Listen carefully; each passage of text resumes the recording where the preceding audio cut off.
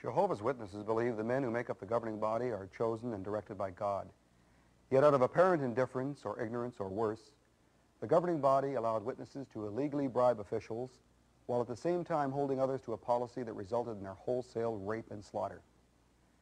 It's difficult for me to believe these actions were inspired by God. The control tentacles of the governing body extend even into the life and death world of medical treatment. In the 17th chapter of Leviticus, in the 10th verse, it states that one should not eat blood of any sort. This means that God does not want us to sustain our life off of the life of some other creature. And that for that reason, because God has forbidden it, we abstain from taking blood. The blood issue in the back of our minds was bothering us because as Jehovah's Witnesses, if we freely gave a blood transfusion to our daughter, we'd be excommunicated, we'd be disfellowshipped. Well, the doctors finally came to our room and it was just like an ultimatum. They said, listen, we know from our records that you're a Jehovah's Witness. We know that you don't take blood transfusions. And the doctor looked me straight in the eye and said, Mr. and Mrs. Blizzard, you have to make a decision, yes or no, whether your child lives or dies. I remember going over to the bed and she had these cords and wires keeping her alive, life support systems, and holding this limp child that was our only daughter, and just going over to the window and looking out and watching the clouds and the sky and just started to weep. And I said, oh God, Jehovah, and I prayed to Jehovah. We just had a real distinct impression that we were supposed to obey God's law and go by what we had always been taught, and that we were to let our daughter die.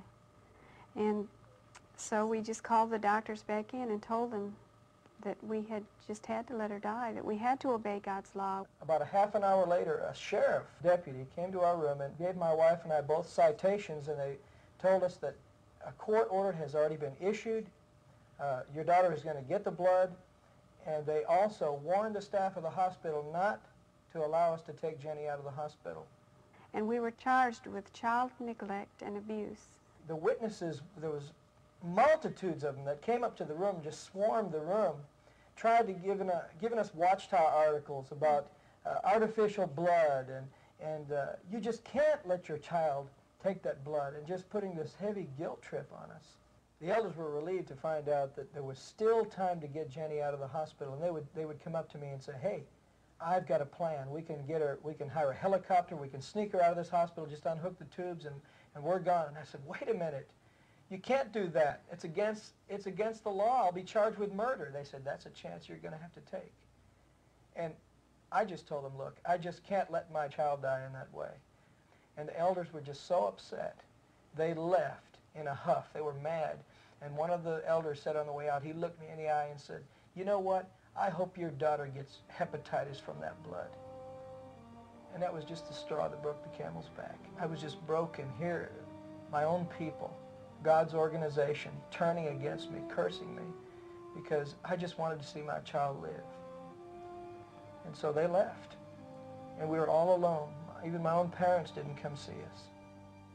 I think many times Jehovah's Witnesses have really never thought the blood thing through. It's either right or it's wrong. If it's wrong, the Watchtower Society is guilty of causing the deaths of thousands of people.